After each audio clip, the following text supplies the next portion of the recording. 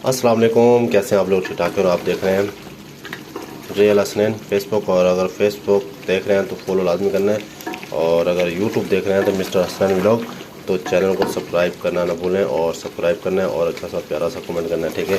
और आज की रेसिपी है चिकन आलू, और बहुत ही मज़े का सालन कौरमा टाइप बनने वाला है, और खुशबू बड़े मज़े की आ रही है, ठीक है।